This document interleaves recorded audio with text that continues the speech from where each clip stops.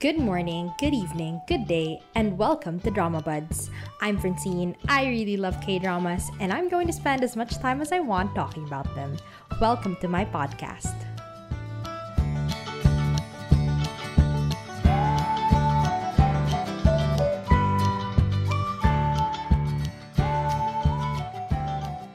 So, hello everyone. I literally just finished watching this K-drama 3 hours ago, and I liked it so much that I thought, you know what? Let's throw out our entire schedule, all the shows I promised to talk about, and just derail everything so I can talk about this show. Today we're going to talk about It's Okay, That's Love, a SBS K-drama from 2014. Alright. A little background on me once more. I'm a psych major. I'm a psych student. And yeah, I've been interested in clinical psychology recently. I'm taking a subject on it this semester.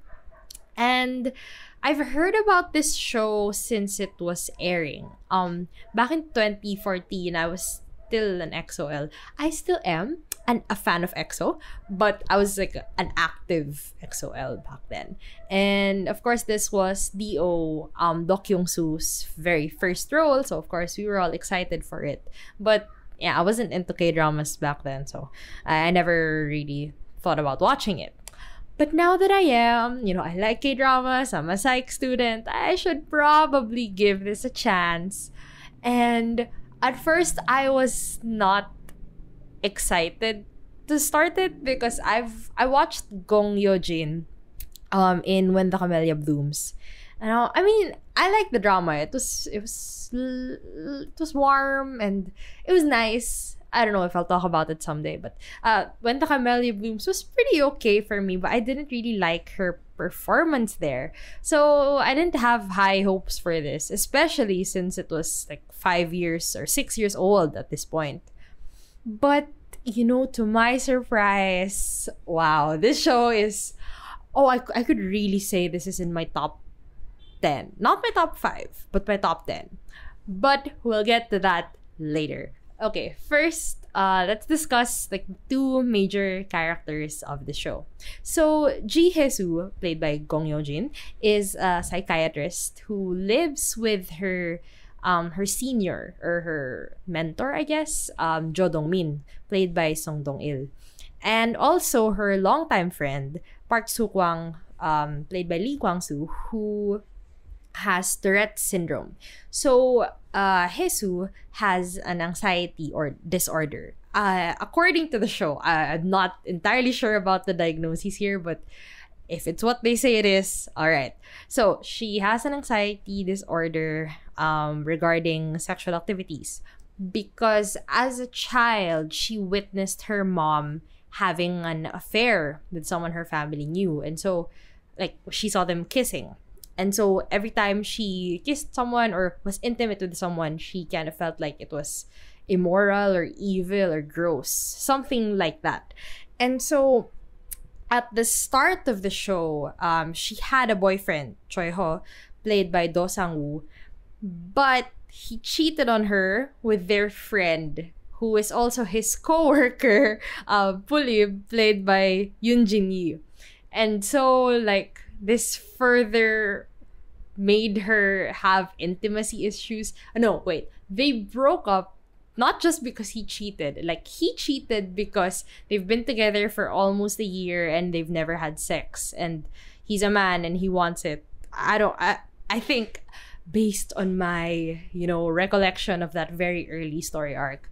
Yeah, and because of her intimacy issues, he was unsatisfied in their relationship, so he cheated. That is what I remember. I'm not entirely sure. But that's Hye-soo at the start of the show. And our male lead is Jang Jae-yeol, played by Jo In-sung. So, Jae-yeol is a mystery writer and also a radio DJ. And he has a reputation of being a playboy. So the show diagnoses him first with OCD.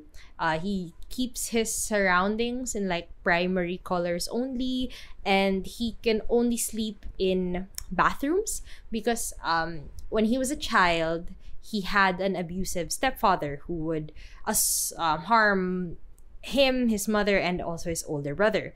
And so one time when he was running away from his stepfather, he found a public outhouse, and in fear, he decided to hide inside the outhouse, like inside the hole where people poop.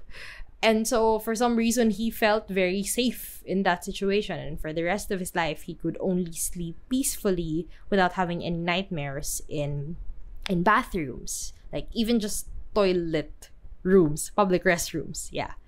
All right. Mentioned earlier that he has an older brother, Jang Jae-bom, played by Yang Ik-jun, who is currently in prison because he was accused of murdering their stepfather, even if he constantly claims that it was actually Jeol who stabbed their stepfather.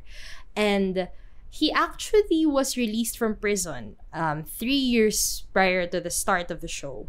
But the moment he got out of prison, he found his younger brother, he found Jeol, and stabbed him with a fork in the shoulder. And so he got sent back to prison. And now he's going out again. Okay. So that incident happened 3 years ago, and that was when Jeol met Han Kang-woo, played by Do Kyung-soo, who is a student who wants to be a writer like him. And he also is similar to, Jeol has an emotional connection to him because he also has an abusive father. And so they have this mentor-mentee relationship, not only in writing, but also, Jeol just giving him advice and telling him, fight back to your dad and whatever. Just this, this good relationship, mentor-mentee relationship between the two of them. So, now that we know the two male leads, there are a lot of characters actually in this show, but these two, really everything revolves around these two. So, Haesoo and Jeol meet on a talk show where they debate on like several moral issues and topics as a psychiatrist versus a mystery writer. And it's very like filled with sexual tension and all. It was very it was episode 1. I kind of loved it. I was like, when I saw their chemistry, like, I see. All right. Okay. But other than that, like, of course, she didn't like him. She thought he was like this usual playboy, party boy who has no morals or whatever. And then, surprise, apparently, Jang Jeol and his friend, Taeyong, apparently they own the house that Haesoo, Dongmin, and Sukwang live in. So he moves into the extra room in their house. And, they're all very weird people, but for some reason they all get along. And so Jeol kind of enters into their world very seamlessly. He fits in right with their giant group of misfits and all. And so fast forward, obviously sexual tension and all. Jeol and Haesoo, they grow closer, and then they kiss, and then they don't really fall in love, but they allow themselves to enjoy their chemistry or whatever, and they start a relationship. And despite Haesoo's intimacy issues, they end up sleeping together, which is a really huge step for her. Like, one of the major conflicts that they had at the start of their relationship was Haesoo's intimacy issues and her like inability to let people get close without like having not an anxiety attack, but just like sweating and palpitating and having those kinds of symptoms. And so, all right, so okay, Act 1, they're a thing now. Now later on in the show, Jeol gets into a fight with Kang-woo's father, and okay, this was very intense scene. He was fighting someone. There was like weird happy music because this show plays off like subverting your expectations of how intense something should be. But later on, when Taeyong had to go to that police station, which actually was in the hometown of Jang Jaeol, near his old house that his mother and his brother burned down after they ran away from their abusive stepfather. Okay, so when Taeyong went to that police station to get the wallet that Jaeol left while he was fighting Kangwoo's dad, when they watched the CCTV footage, it was just Jaeol. He wasn't fighting with anyone. And so he shared that to Dongmin, who, by the way, is actually also a psychiatrist. I think I forgot to mention that. Hesu and her mentor, her psychiatrist mentor. So, Dongmin. And so Dongmin consulted his fellow psychiatrist and also ex-wife, whack, Lee Yong-jin, played by Jin Kyung. So they both decided, okay, we have to tell Hesu, your boyfriend, they diagnosed him with schizophrenia.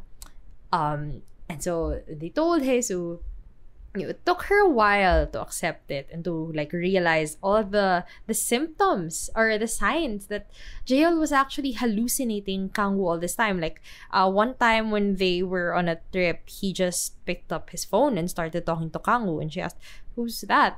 Or like, "Someone calling?" And then he said, "Yeah, didn't you hear the phone ring?" And even Kangwoo giving like his manuscripts, his printed manuscripts to Jaeol for him to read. When they started actually looking for the manuscripts in Jaeol's desk, there was nothing because he was hallucinating that all this time. Okay, so he's been diagnosed with schizophrenia, and Kangwoo is actually a hallucination of his that kind of reflects his guilt and his regrets from his past. All right. And then it all just comes to a boiling point in which when Hesu was finally ready to call Yongjin and say, okay, we should hospitalize him already and get the ambulance, Jaeol left the apartment. He was gone. And apparently he drove away because he thought Kangwoo was in danger. And he hallucinated Kangwoo and thought that he got ran over by a car, and so he also kind of caused a car accident. Essentially, he caused harm to himself because of hallucination, and I think that was good enough grounds for someone to be involuntarily admitted into a psychiatric hospital. Okay, so in the hospital, he was able to like get some treatment, although he was still kind of resistant to the idea that Kangwoo isn't real. But it took some time. It took a lot of people telling him that you have to accept that he's not real, that we the people in your life, we're real, our memories are real, but Kangwoo isn't. And eventually he got better. But as he was being treated, Jesu's family was already urging her, like, just end things with him, go abroad, go pursue your studies, go work somewhere else, like, don't essentially shackle your life, shackle yourself to someone to just take care of him, because it's very difficult to cure schizophrenia, right? But you're able to recover from those episodes and get some treatment to help yourself. But as a psychiatrist, she will have to be burdened to take care of someone for the rest of their life. All right. So, well, Jesu was of course resistant to it.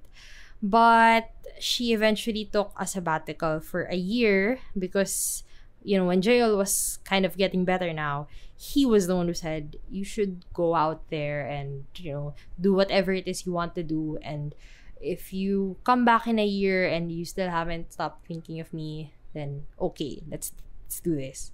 And of course, in a year, she came back and they got their happy ending, where they got married and they're gonna have a child. And it was just sunshine and rainbows. Jaeol was back on his feet writing and doing his radio show, and it's like nothing happened, but they're happy now, so yay. All right, that's the show.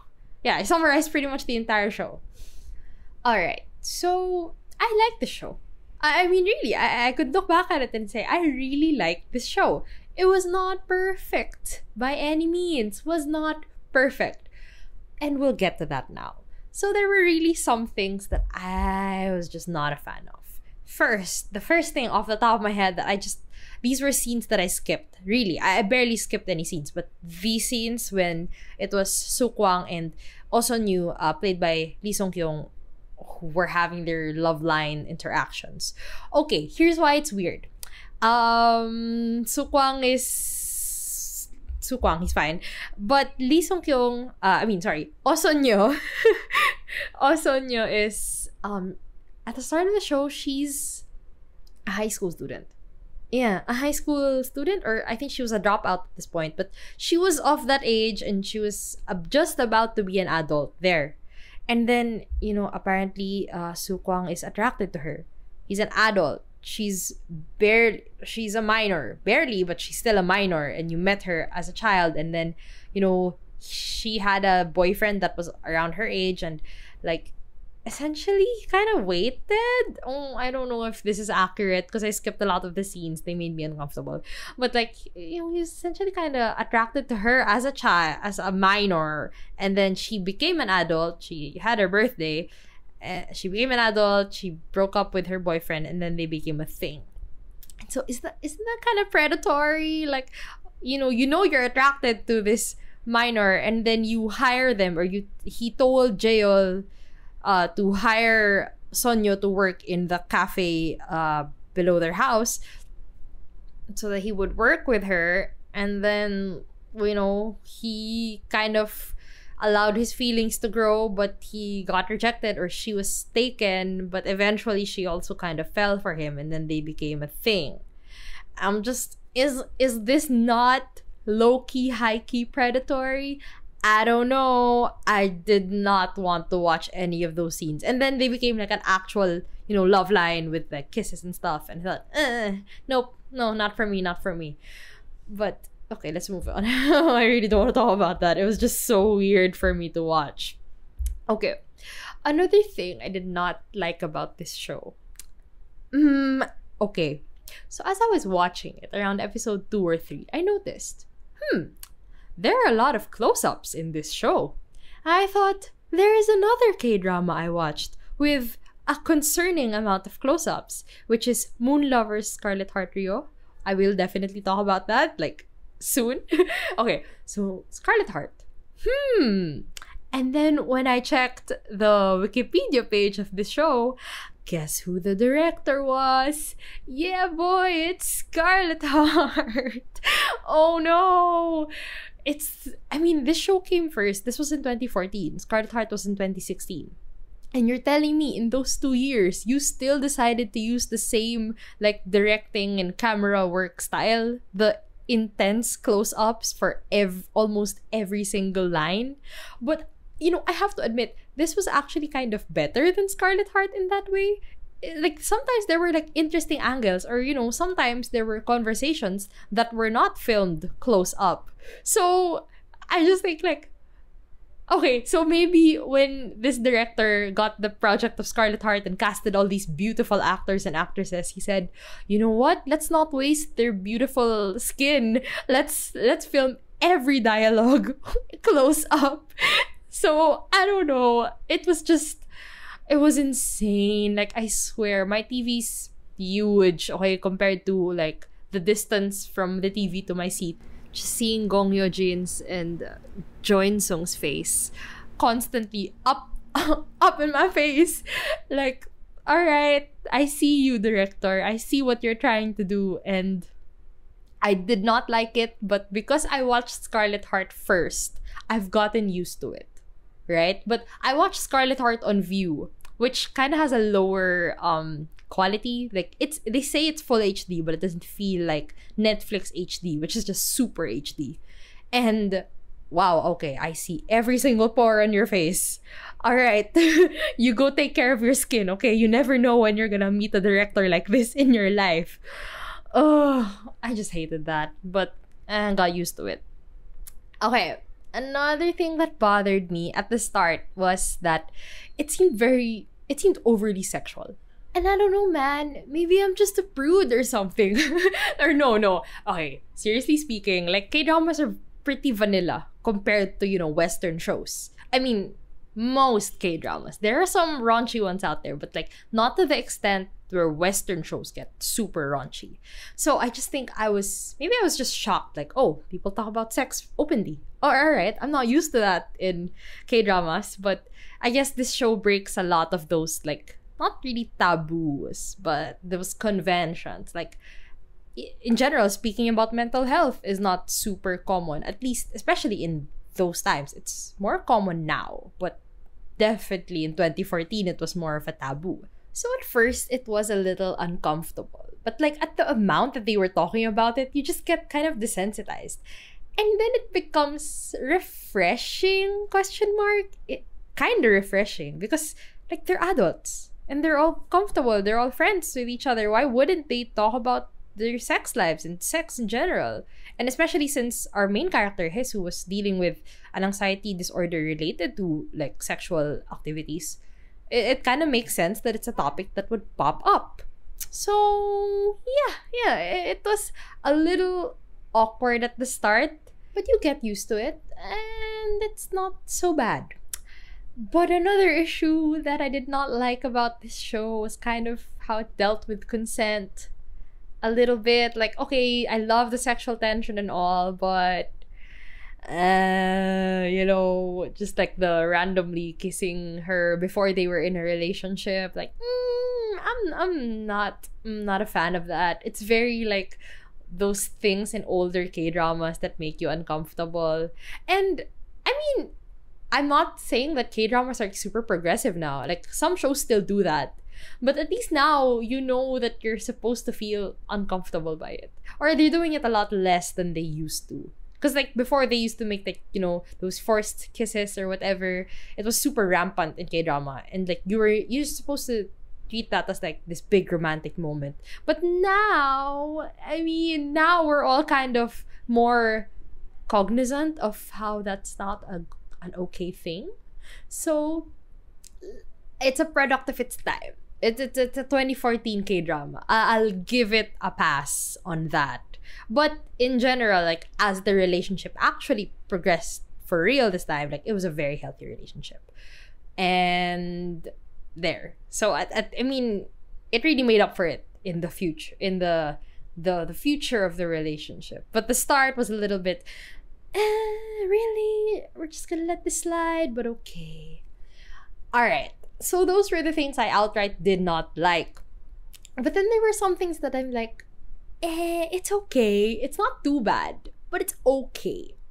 And so for me, like the representation of mental illnesses and how accurate it was. Look, once again, just a student. I don't know everything yet. So to me, I wouldn't know if everything was accurate, but based on what I've read, I've searched it, like, it's okay that love. Psychology, accurate? Question mark. Apparently it is mostly accurate, and it even got a commendation from the Association for Schizophrenia in South Korea, I think. I'm not sure, I forgot. But like, I think it did a pretty good job of the representation and like showing the symptoms and all that. I think for me, what I didn't really like about it was how quickly people recovered. Like, Jang Jae-yeol recovered from schizophrenia almost, I wouldn't say almost completely, but he was just, it's as if nothing happened to him within like a year or 2 years, if you're considering like the after when they were already married and having a stable life and stuff. Like, it kind of just glossed over the recovery bit as if it's that easy. But who knows? Maybe he was really had a strong willpower, or the treatment really worked for him, so he recovered really quickly. I don't know, but to me it just felt very glossed over, as if nothing happened. But then I guess it was like a fan servicey ending where everyone is happy and in love and stuff. So didn't love it, but I guess it's not too bad. Another thing I didn't like, or I was not sure of why this happened to me, was the middle part of the show. is a blur. I don't know what happened in like episodes 8 to 13. Like, okay, based on the outline I gave earlier on the plot, there was probably this big chunk that was missing. Like, aside from they went on a trip to Okinawa or something, which was great, and that was then when they first had sex. That's all I remember. And then there was a blur, and then he was diagnosed with schizophrenia. There. I don't know what happened in that middle portion. I don't really want to rewatch, because to me, if I don't remember, that means maybe nothing much happened. But I'm sure it was just full of them being a really cute, relatively healthy couple. They have a pretty good dynamic, Hesu and Jaeol. So yeah, all right. I was not super convinced in that portion. I don't know why I forgot everything. But now we move on to the things that I loved about this show. And what I loved the performances of Gong Yoo-jin and Jo In-sung. Okay, once again, Gong Yoo-jin, I watched her in When the Camellia Blooms, and I don't know. I mean, maybe it was Dongbek. Maybe it was the character in When the Camellia Blooms, because she has like the very timid voice. She's just extremely timid, as if she has no backbone at all. Like the way she acts out that character, it was kind of, I wouldn't say one note. What was it? One note, one dimensional. I don't know. I was just not a fan of her character, Dongbek, in When the Camellia Blooms at the start. Although she does get better. Like, she does eventually become more assertive and all. But it took a while, and it took a lot of help from other people. From my man Wang Yong-shik, played by Kang Hanul. I'll shut up. I'll stop talking about Kang Hanul. I'm sorry. Okay, so didn't like her in When the Camellia Blooms. I watched one episode of Jealousy Incarnate, Don't Dare to Dream, her show with Jo Jung-suk and Go Kyung-pyo. And like, the way she spoke there was exactly the same as how she spoke as Dongbek in Camellia. So I'm just like, so does this woman act the exact same way all the time? What is the hype? Why does she get so many good projects? And then when I watch this, it's like, she's a good actress. She actually is pretty good. She has micro expressions. She cries well. She portrays like pain and happiness like pretty interestingly. I liked Gong Yoo-jin here. She did really, really, really well. And Jo In-sung, I've never encountered him before. I've just heard of him, of course. Like, he's one of the highest paid actors, right? But apparently he's been gone for like 2 years. You know, his last drama was 2018, right? And so when I saw him, he was like, he's handsome. Okay, he's my type. He's cute. He's cute in my eyes. But he actually, he portrayed Jang Jae-ol so well. Like, from, the charming playboy image to someone who's actually kind of introspective and has a lot to offer and to, this to talk about. He has a lot in him, to someone who's really kind of troubled or someone who's been through trauma. He's an excellent actor. And even when he was already at his lowest point, when he was in the psychiatric hospital, he was on meds, and he was talking to Hesu for the first time since he was admitted, and he was kind of like, he was embarrassed and ashamed and a little bit scared that he's here and that this is happening to him. He was so good at expressing all of those emotions. Like, in that moment, he was immediately added to my OPA list, the list of K-drama actors that I will watch and support no matter what. He's kind of there, but because he's not doing anything, he's not gonna be there for very long. But he was so good. And combining two actors who are actually really good at their roles, who really fit well with what they're portraying, it becomes even better because you know what? Their chemistry is popping. It's exploding. This is honestly like the best chemistry I have ever seen in a K-drama. That is not that doesn't involve a couple that's actually dating in real life. Because, you could say Descendants of the Sun, Song Song couple, best chemistry. Yeah, because they were dating. Not even dating. They were about to get married. They got married. No one even knew they were dating.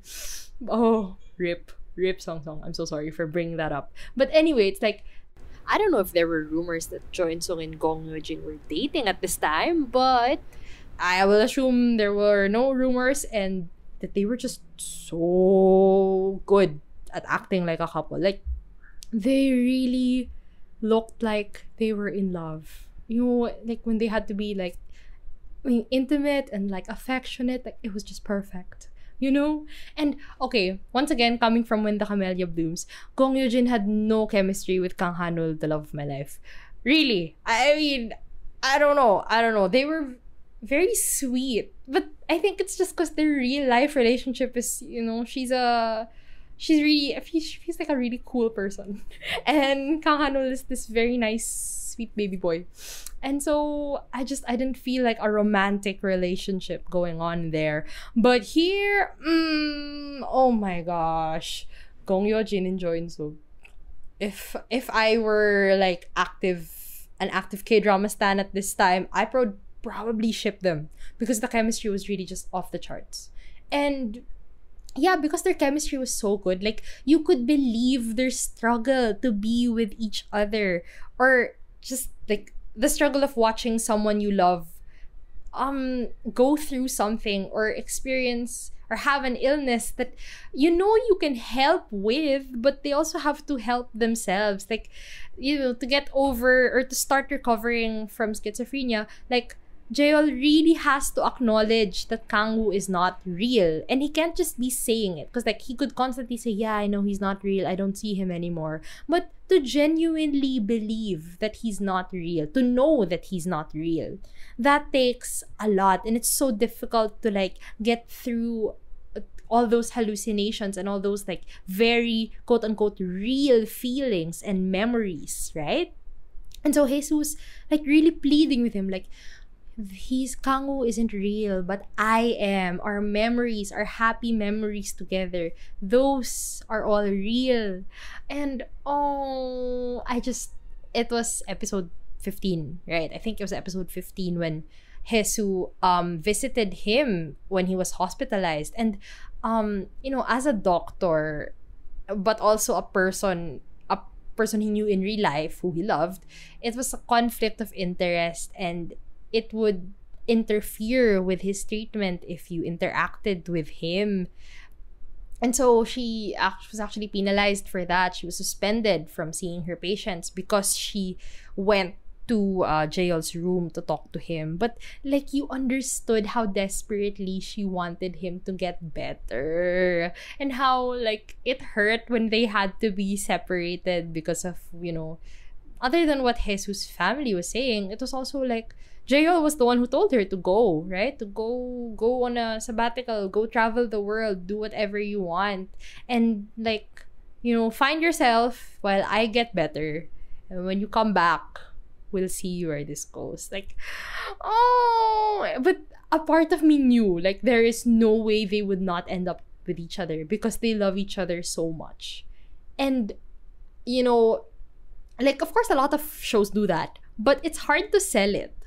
I mean, some people sell it, but you're not fully convinced. But with this show, I was fully convinced there is no way this would end sadly. Unless Jang Jae-yeol died or something. But he did not. He was alive and he was recovering. And I just thought there is no way they were not going to end up happy together, because they're such a perfect match for each other and they make each other happy despite everything, and they love each other. Like, I felt that. I felt their love for each other.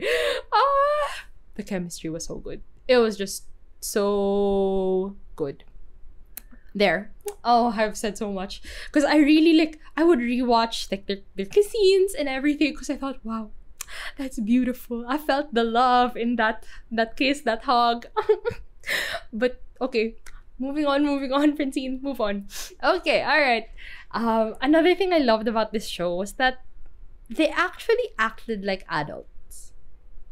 I don't know how to explain this, but it's like, I don't know, you know how people do stupid things in K-dramas when they're in relationships, that they just act like very dumb, cutesy, or make stupid decisions. It really, they were very good at communicating with each other. Yeah, there were misunderstandings, but like they got over it because they communicated, and you could see that they were trying to do what was best for each other, right? Oh, and I remember like this big moment. So Jesus was a psychiatrist, and her mentors, her senior in the hospital is Lee Young-jin, right, and Jo Dong-min.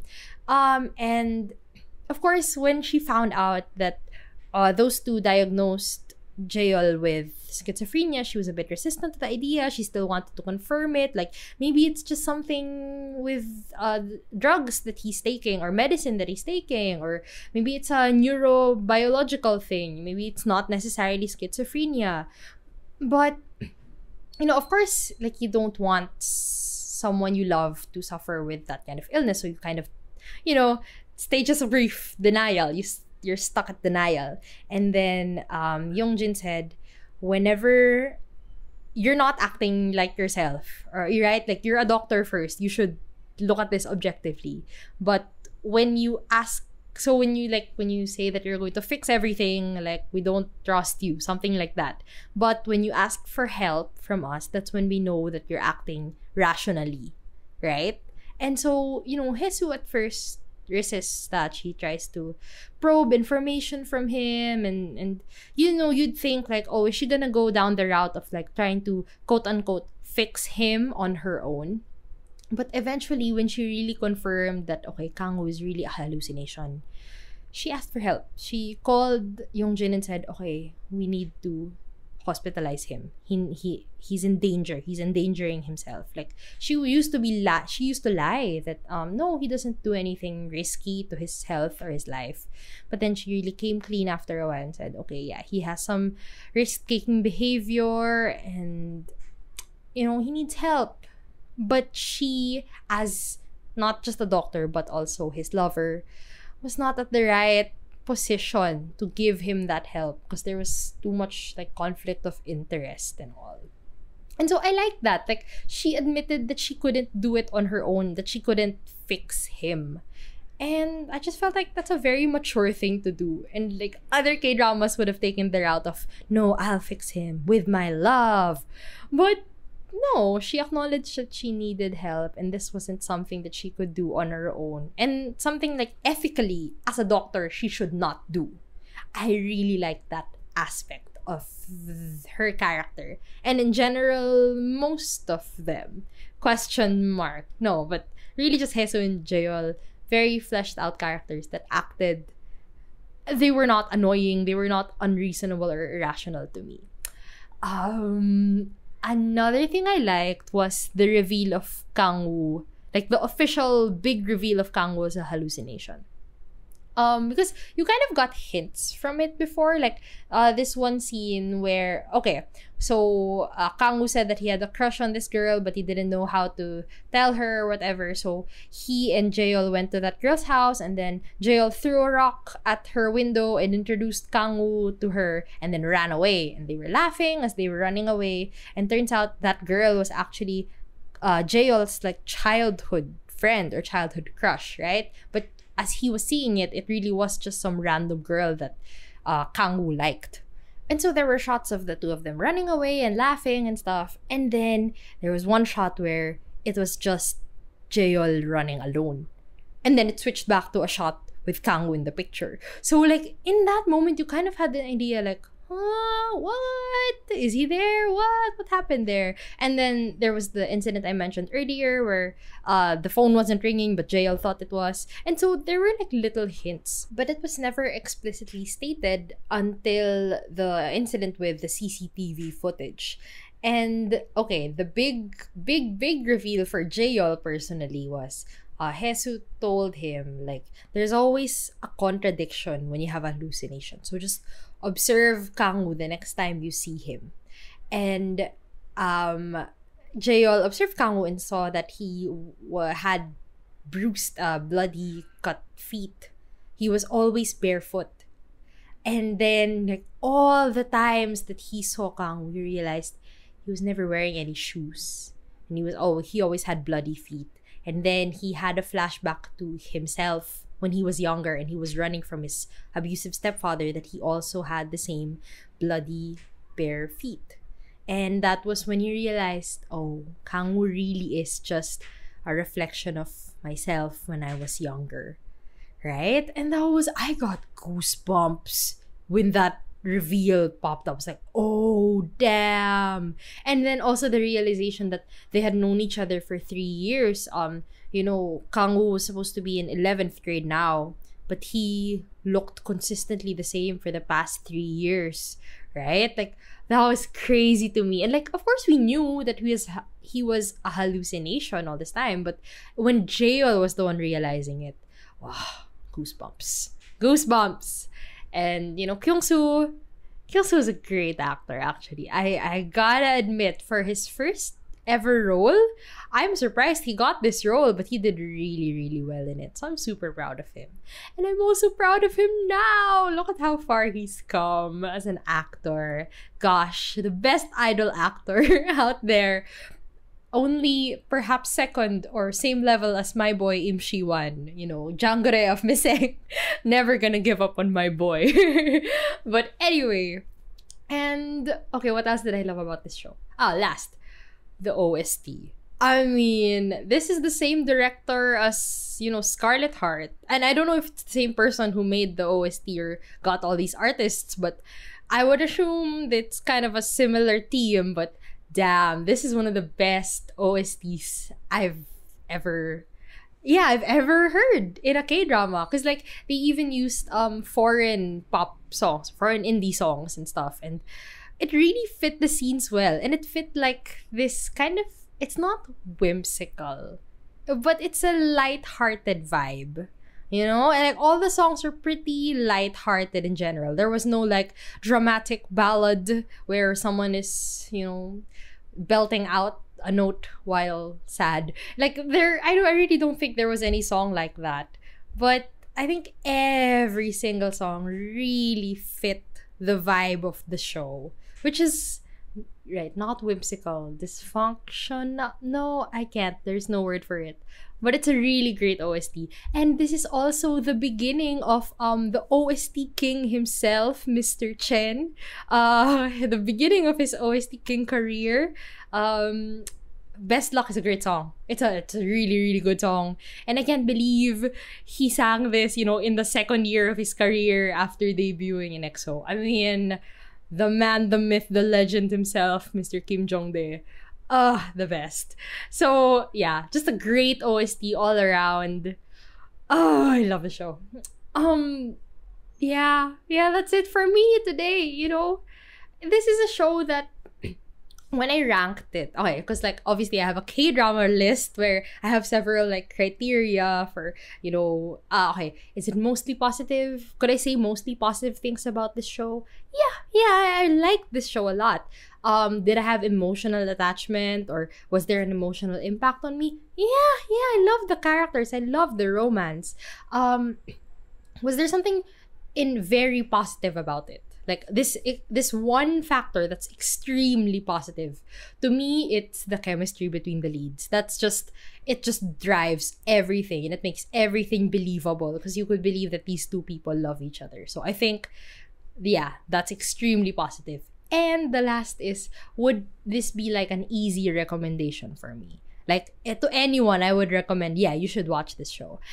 That is where I would say no, or like yes with reservations, because I think like a lot of people will be put off by like the overly sexual, or like just the fact that there is sexual commentary or like discussions here. And also some people aren't comfortable with discussing and like watching mental illnesses play out in K-dramas, and like that's okay, I guess. It's, if this is your form of escapism, maybe you don't really want to see that topic if it's a bit too heavy for you or too uncomfortable for you. But if you're open to it, I really highly recommend this show. I think once you get past the weird bits and the very jumpy, shaky, weird pilot, it was a weird pilot.